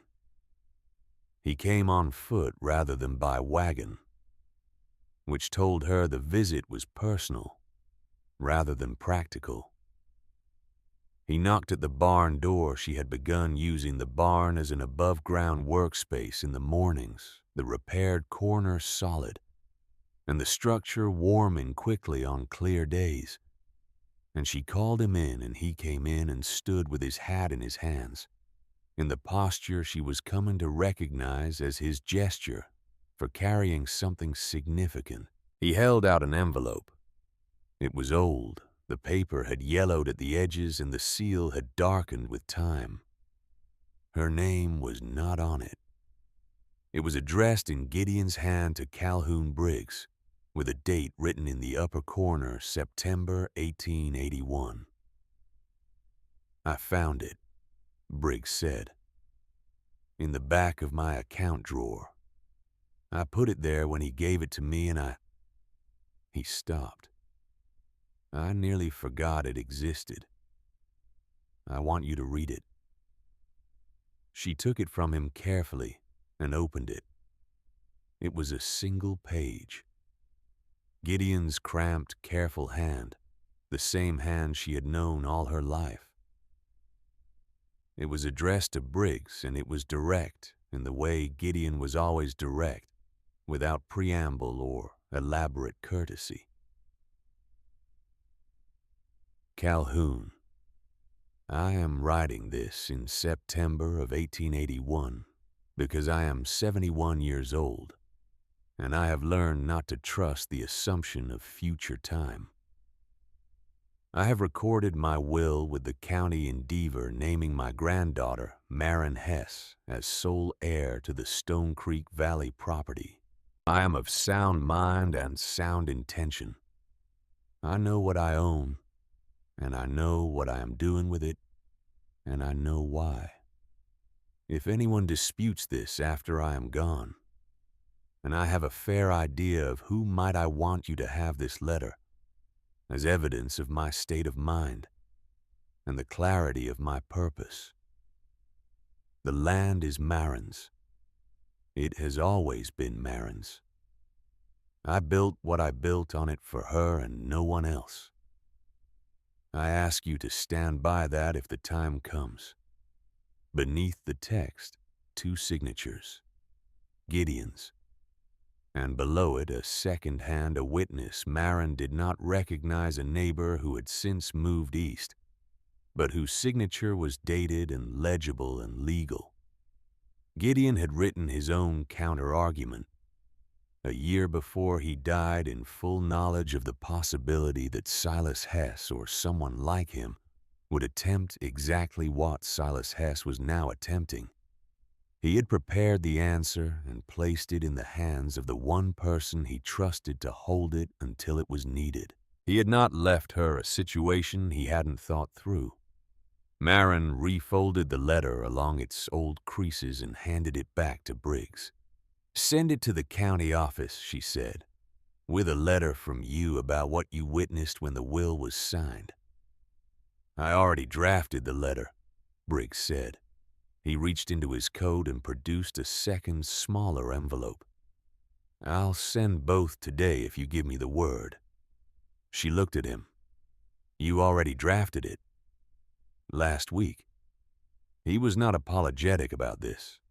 "I figured you'd want to read the letter first before we sent anything. I didn't want to act without your knowledge." She thought about what her grandfather had written. Don't be too proud to ask. She thought about the inverse of that, about being the kind of person who acted in your interest without being asked, and without exceeding their authority, who drafted the letter and waited for the word. Send it, she said. Briggs put his hat on. I'll let you know what comes back. He went. Marin stood in the barn for a moment with the morning light coming through the repaired corner in its clean, even way, the new boards already beginning to weather into the gray of the old ones. And she thought about a man who had written a letter in September of 1881 and put it in a neighbor's account drawer and trusted that when the time came it would be found. It had been found. Silas Hess's lawyer withdrew the county filing 12 days later. The withdrawal was not accompanied by explanation, which was explanation enough. A man whose legal argument depends on proving mental incapacity does not continue that argument in the face of a letter written by the supposedly incapacitated man with surgical clarity and a witness signature, dated 14 months before the will was contested. The argument had nowhere to go. It went nowhere. Marin received the news from Briggs on a warm Friday afternoon in early April. Standing at the creek bank where she had been measuring the ground for the first rye planting, he came down the road from his place and handed her a brief note from the county clerk. 2 sentences, formal and dry and entirely adequate. She read it and folded it and put it in her pocket beside the map and her grandfather's letter and the small growing collection of things she carried that mattered. That's done then, Briggs said. That's done, she said. They stood at the creek bank for a moment in the April warmth, the water running clear and full with snow melt, the eastern slope showing its first green in the places where the snow had been gone the longest. Wren wants to know, Briggs said, with the tone of a man delivering a message he has been asked to deliver several times, when you're going to show her what's under the yard. Marin looked at the water. Saturday, she said. If she can come Saturday. Briggs made no attempt to conceal his relief at having an answer to bring back. She wrote one more letter that week. To Mrs. Hatch. The laundry. The cold room with the petticoat stuffed in the window gap. She had already sent the resignation brief clean final. This was different. This was not a letter she had planned to write, and she was not entirely sure why she was writing it until she was partway through it and understood that it was not for Mrs. Hatch's benefit. It was for her own. The act of naming a thing clearly in plain words without anger and without softening is its own form of completion, a way of closing a chapter, not by burning it, but by simply turning the page with full knowledge of what was on it. She wrote, I know that you communicated with Silas Hess's representative regarding this property before I had been informed of my inheritance. I know that the conversation was at my expense. I am not writing to make a claim about this or to seek any remedy. I am writing because I have found that there is something clarifying about speaking plainly to people who have underestimated you. You underestimated me, Mrs. Hatch. I understand why I gave you no particular reason to estimate me highly. That will not continue to be the case. I wish you no difficulty. I expect none from you. Respectfully, Marin Hess. She sealed it and set it aside to send with the next mail, and did not think about it again. The 4th point on Gideon's map was the one she had been least able to locate from the description alone. A small circle marked in the eastern fir timber. well back from the clearing in an area she had walked through only briefly on her perimeter assessment in February, when the snow was heavy under the trees, and the light was thin, and the purpose had been to establish the boundaries rather than examine the interior. She went in on a Saturday morning before Wren arrived with the map and the intention of finding it before the day's other business. The fir timber was different in April than it had been in February. The snow was gone from it entirely. Now the ground below the trees a soft mat of old needles, dark and springy underfoot. The air under the canopy cool and resinous and still in the way that forested interiors are still a different quality of quiet from the open valley, older, somehow more considered. She moved through it along the skid trail Gideon had cleared following the map's direction until the trail curved east, and she left it pushing through the undergrowth another 50 yards by the map's reckoning until the marked position should be approximately where she was standing. She looked up. There it was. She had been looking at the ground. The map's logic suggested something on the ground, a stone, a marker, a deposit of something, and so she had almost missed it. But movement caught her eye, or not movement exactly the suggestion of it. The way something at the edge of your vision registers differently from the solid, static world around it. She looked up. An apple tree. Old, very old, the trunk thick and gnarled with the decades, the bark deeply furrowed in the way of trees that have weathered long seasons in a place that takes weather seriously.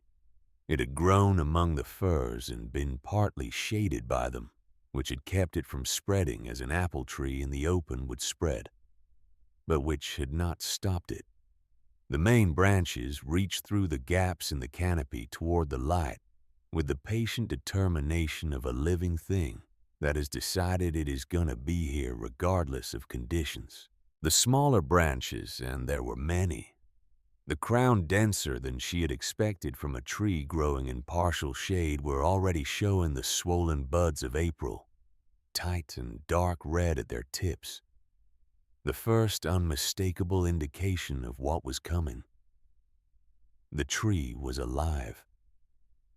She walked to it slowly and put her hand on the trunk. The bark was rough under her palm, deeply textured, the furrows wide enough to fit her fingers. She looked up into the crown. The branching above her head was complex and generous, the kind of structure that takes decades to develop, the kind that produces fruit abundantly once it begins, because it has spent those decades building the capacity. The seed packet in the underground room's leather satchel, the one labeled apple with the note she had not fully understood from the Eastern Tree True seed plant, with patience. This was the Eastern Tree. Gideon had planted it before she was born, before 1864, because the trunk was far older than 19 years. He might have planted it in the first years of working. This land might have carried a seedling up from the valley below and set it in the soil of the fir timber, and tended it in its early years until it was established enough to tend itself, which apple trees once established are extraordinarily willing to do. It had been growing here for perhaps 30 years, perhaps more, in the shade of the firs, building its crown toward the light, one season at a time. In the autumn of 1883, it would produce fruit.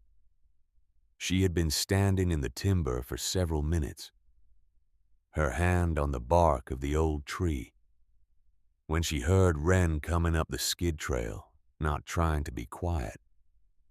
Because Wren was 12 and had not yet learned that there are moments that call for approaching softly. She came through the undergrowth at the trail's end with her practical winter coat and her direct gaze, and stopped when she saw the tree. "What is that?" Wren said. "An apple tree," Marin said. Wren walked up to it and looked at it with the systematic attention she applied to everything. She looked at the trunk. She looked at the crown. She looked at the budding branches, and the way the light came down through the fir canopy and reached the apple tree's upper branches. In a pattern that Maren now saw was not accidental, the firs on the south side had been selectively thinned, their lower branches cleared to allow more light to reach the apple tree at exactly the angle that mattered most for fruit production. Gideon had managed this over years without it being immediately visible as management. "He planted this," Wren said. "Not a question." "Long before I was born," Maren said. Wren was quiet for a moment, looking up into the budded crown. "Then there'll be apples in the fall." "There will." Wren nodded slowly. She turned and looked back toward the trail, toward the clearing and the well and the barn and the yard. "Can I see it now?" she said. "What's under the yard?" Maren showed her the well mechanism first. The new rope, the angle of its descent, the door set into the shaft wall with its iron hinges, flush with the stone surface. Wren observed all of it with her quiet, systematic attention, asking one or two questions that were precise and practical rather than excited. How does the counterweight work? What is the door made of? How did he cut the hinges flush? She was the kind of child who processes wonder through understanding rather than exclamation, and Maren found she appreciated that, because it was the kind of child she had been herself. Then she showed her the slab, lifted it with one hand, the counterweight doing its work, the passage opening below. Wren looked down the stone stairs. She looked back up at Maren.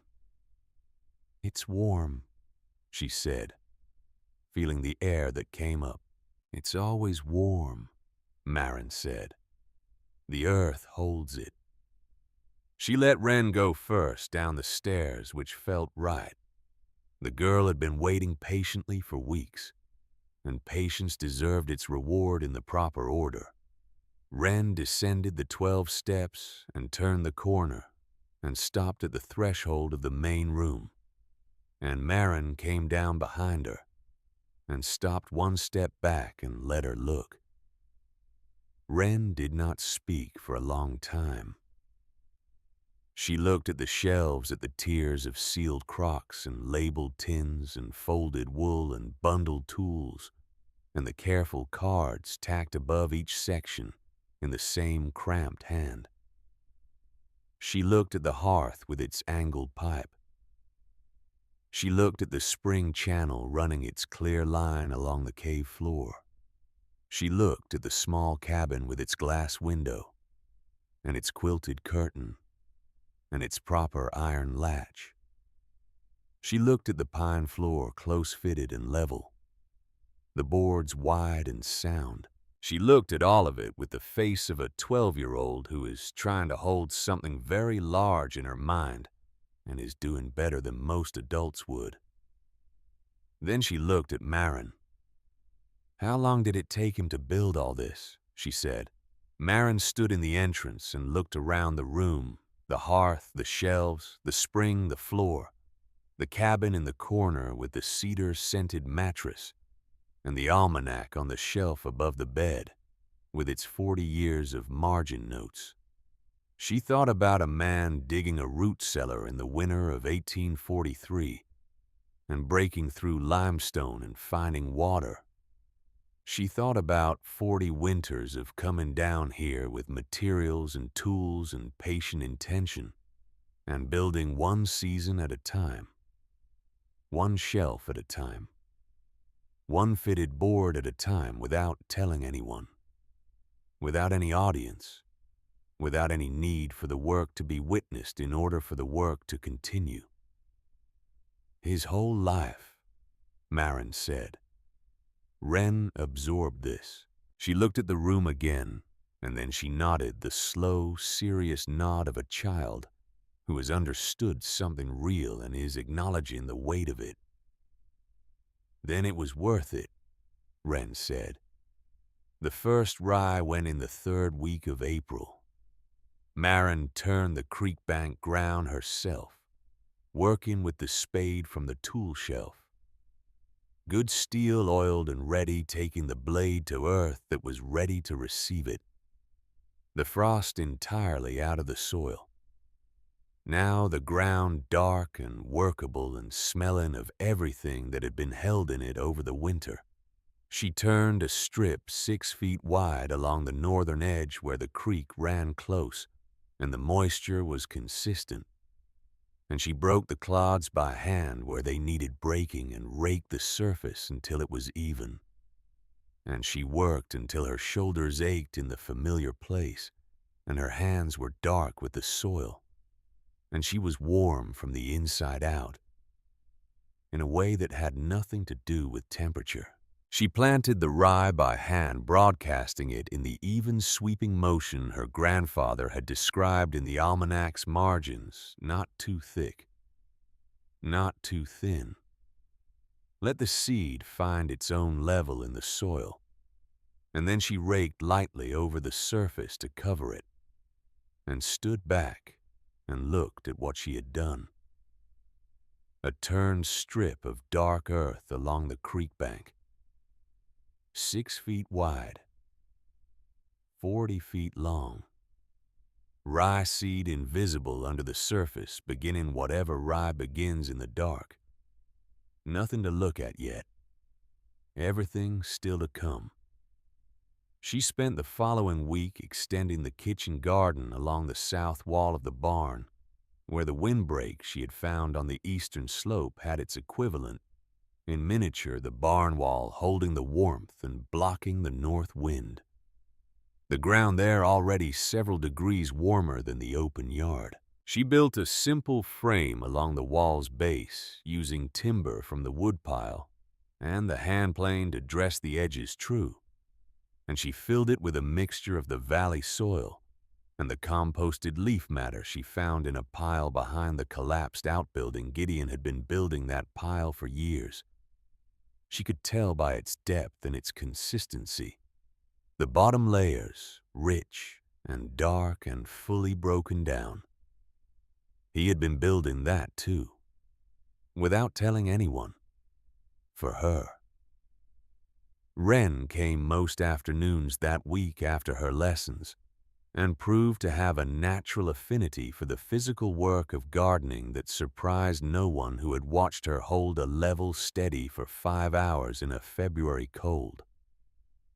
She planted the turnip seeds in neat rows, spaced with a precision that Maren's grandfather would have approved of.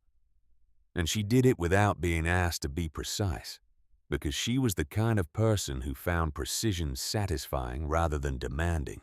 "My father says you're going to make this farm work," Wren said one afternoon, pressing turnip seeds into the soil with one finger at measured intervals.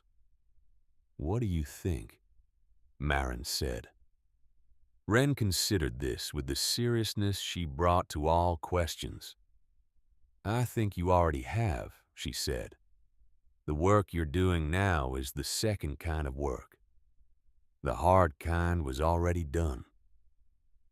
Maren looked at her. "My father said that too," Wren admitted. "But I thought it first." Briggs came to the farm on a May morning with a proposition. He came in the wagon this time, which meant it was practical rather than personal. And in the wagon bed was a young goat, a doe white and black, approximately 6 months old, with the alert and somewhat suspicious expression that goats maintain as their permanent condition. Behind the doe, a wooden crate containing 6 laying hens of an age that suggested they would be productive by summer. "I have more than I need," Briggs said from the wagon seat. "You have less than you need. This is arithmetic." Maren looked at the goat. The goat looked back at Maren with the frank, unembarrassed assessment of an animal that has no use for social courtesy. "I can't pay for them," Marin said. "I know that." Briggs climbed down from the wagon. "What you can do is share the first year's milk and eggs, which is what neighbors do, which is a thing your grandfather understood, and which I expect you're learning." She was learning it. She helped unload the crate and the goat with the practical efficiency that the situation required. And she built a temporary pen in the repaired corner of the barn that afternoon, using the wire and fence posts from the underground tool stores. And she settled the goat and the hens into their new spaces, with the sense of a list being rewritten what she had, what she needed, the distance between them, narrowing by increments. The goat she named after nothing in particular, because naming a working animal after something particular creates a relationship that complicates the practical. And she had read enough of Gideon's almanac to know that the practical had to come first. Wren, who was present for the naming ceremony, suggested a name anyway. "Her name is Patience," Wren said. Marin looked at the goat. "That's an instruction, not a name," she said. "I know," said Wren. "That's why it fits." The goat's name was Patience. The almanac's final margin note was on the last annotated page, tucked between a table of frost dates and a chart of Montana precipitation averages. She had found it in March, but had saved it without planning to, for the right moment, in the way you save the last of something good, because the having of it is partly in the anticipation. She read it on a May evening, sitting at the small cabin table in the underground room with the hearth cold. It had not been lit in 2 weeks. The above-ground temperature no longer required it, and the spring running its patient line of sound in the limestone channel, and the lantern casting its warm circle on the pine floor. Marin, if you are reading this, you found the room. You lit the hearth. You read the instructions. You asked for help when you needed it, or if you didn't. I hope you learned to. You found the well and the rope, and you understood what they meant, because you have always been better at understanding what things mean than at letting yourself believe that what they mean applies to you.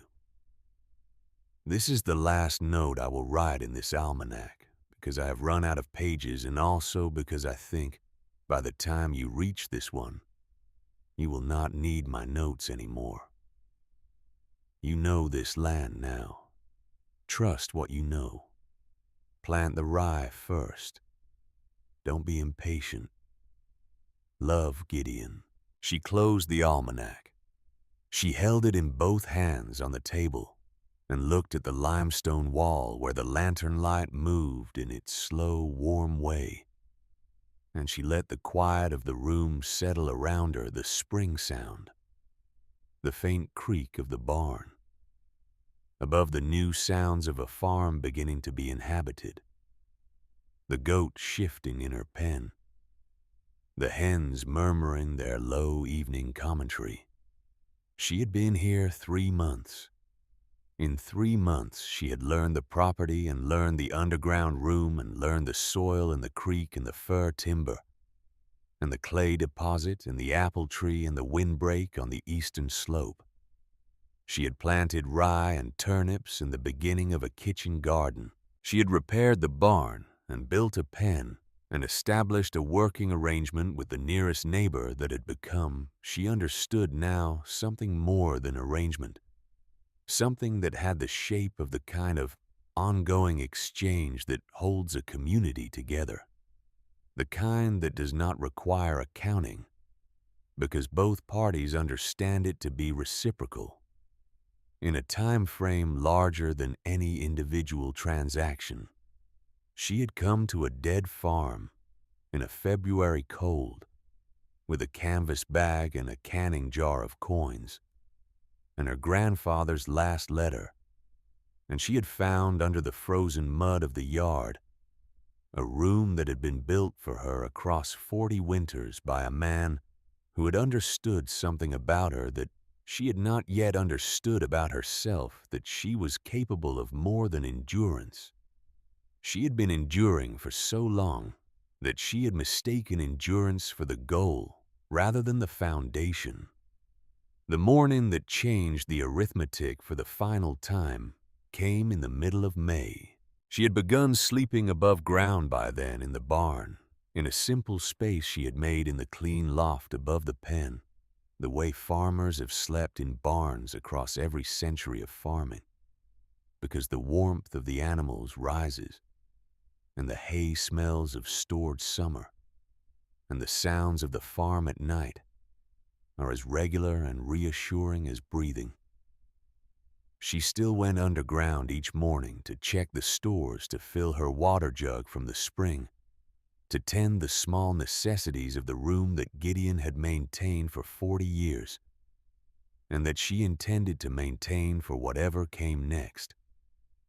But this morning she woke before first light and went directly up the stone stairs without stopping in the underground room, pushing the counterweighted slab open with one hand, the mechanism as familiar now as a door handle, and stepped out into a world that had changed entirely while she slept. The rye had come up.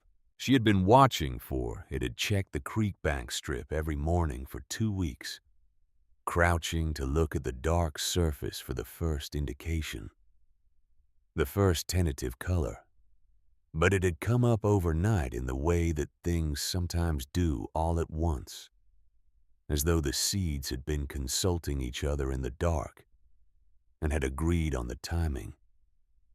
The strip along the creek bank was faintly definitively green, a thin, even cover of new rye shoots, barely an inch tall, pale and tender and entirely real. She stood at the edge of the strip and looked at it for a long time.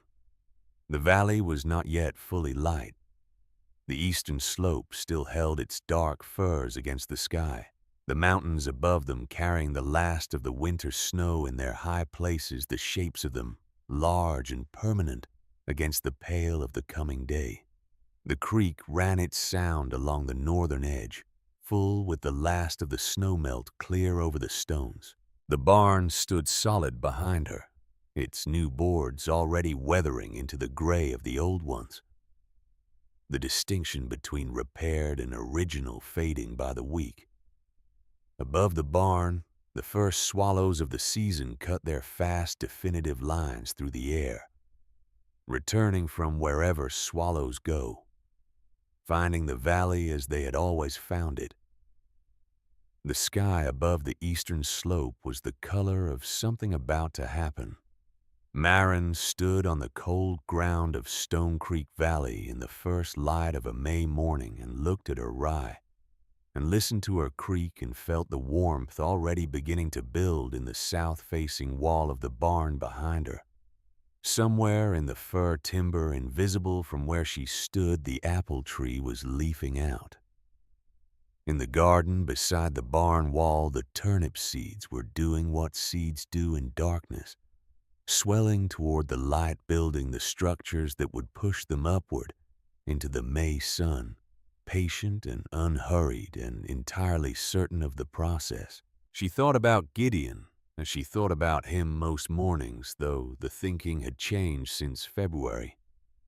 In February, she had thought about him with grief, the sharp, specific grief of someone recently lost, the grief that carries the physical weight of absence. She still felt that could still find it when she went looking for it, but it was no longer the first thing. The first thing now was something closer to conversation, the sense of an ongoing exchange with a person whose words she still had access to, whose intentions were legible in every fitted board and sealed crock and margin note and stone step. Gideon was not here. Gideon was also in the only sense that ultimately mattered entirely present in the warm room below the yard, in the almanac on the cabin shelf in the rye she had planted. By the method he had specified in the apple tree, he had put in the ground 30 years before she arrived to inherit it.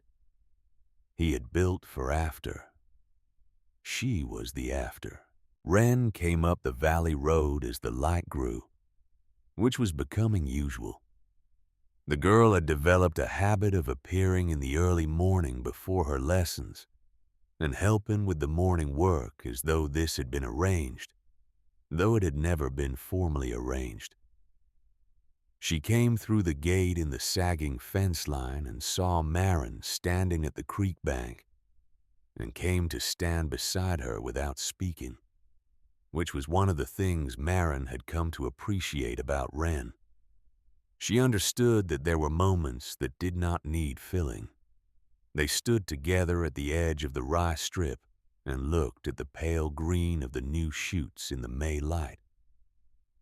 "It came up," Wren said after a while. "It came up," Marin said. Another silence. The creek ran. The swallows cut their lines through the brightening air. "What's next?" Wren said. Marin looked at the rye, and at the kitchen garden beside the barn wall, and at the 40 acres of Stone Creek Valley spreading out around her in the morning light, the dark soil in the creek and the fir timber, and somewhere behind it, the apple tree building its fruit in the slow, patient way of old trees that know what they are doing. "Everything," she said, "in the right order." The sun came over the eastern ridge. It found the valley the way it found it every morning, the same light, the same angles, the same long sweep across the 40 acres from the fir timber to the creek bank. But it found the valley different now. A strip of new rye along the creek, pale green and definite. A repaired barn with a working pen. A kitchen garden taking shape along the south wall. A goat who had decided after initial suspicion that Stone Creek Valley was an acceptable place to be, and a young woman standing in the May morning on the ground she had inherited, on the ground that had been waiting for her specifically, since a man had cut her name in granite 19 years ago and said, "This is yours." For the first time in her life, Marin Hess was not asking the world for a place. She was standing in one, and it had been waiting for her all along.